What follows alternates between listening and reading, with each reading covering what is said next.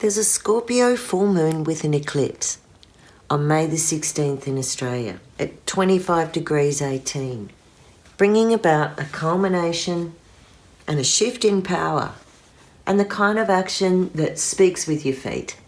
Fingers crossed this is referring to the Australian elections on May 21. What makes this more crunchy is there's an eclipse less than 3 degrees of the full moon. So the eclipse path covers a lot of ground. It's fully visible over a big chunk of the Antarctic, all of South America, Central America, the eastern part of USA and Canada, all up here, and then moving around all through Europe and the entire of Africa and parts of Saudi Arabia. It's huge. Eclipses bring about change and instability to the areas they touch. If you've ever personally lined up with an eclipse, you'll know the amazing shifts in your perceptions and right down into the cellular parts of your body. So all of these places are up for a shift over the next 6 months. And that includes Ukraine, but not Moscow. This eclipse is a Scorpio eclipse, and it exposes the underbelly of control and power and all the toxic shadows that have been hidden underneath. The eclipse just opens up a little window there so we can see all the grubby stuff that's been hiding underneath. It's Scorpio's job next to the South Node to purge and release and reveal a hard truth. Scorpio moons bring out the deepest and the darkest of emotions that flash through a mask. It could be attraction, a secret, jealousy, power tripping. Something becomes very seeable to the point it can't be unseen. And this eclipse instigates a wave of activity from Mars and some stony resistance from Saturn. There will be hoops to jump, fears to face, and strength and resilience you didn't even know you had. Saturn's in a T-square with this moon, and that means a challenge to authority, a backlash, even a gotcha moment where you realise you're in way deeper than you thought. Saturn represents a restriction or a block, and you might have to go back for a redraw or look at accountability. It sets the clock at a reality check, but from where you stand, it might feel harsh and unjust and really tedious. Any blocks or hurdles right now are here to test determination, admit to responsibilities, and clear out what's got toxic or overburdened. Scorpio moons have a lot of feelings, and the eclipse would like to shift them. But the Saturn T-square is calling in self-control, restraint, and the power of holding back what you have. Interest rate rises, debt and inflation are all part of this one. Sexual negotiations and boundaries are part of this.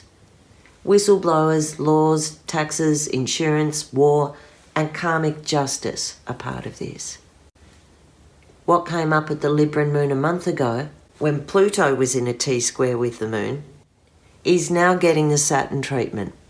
And that might mean a wave of self-doubt or having to really sift through the nuts and bolts and make a clear structure. In the US, a leaked draft opinion from the Supreme Court shows a conservative Christian-led plot to overturn the landmark Roe v. Wade case that upheld women's right to a safe and legal abortion. The Scorpio moon, with the eclipse, could bring rules and regulations into a progressive state or block them and we go way backwards. Opposite the moon, the sun is in Taurus, and the ruler of Taurus, Venus, is in a tight little place with Chiron over here in Aries. This also has a flavour of the whistleblower, of a justice seeker. And in Aries, there's a warrior, a spiritual warrior for love. The Scorpio eclipse might have you looking at the soul wounds and the battle scars of relationships to get some healing, introspection and support. This means there might be an advocate or a mentor, help from unusual places suddenly become available to you. And you grow from it.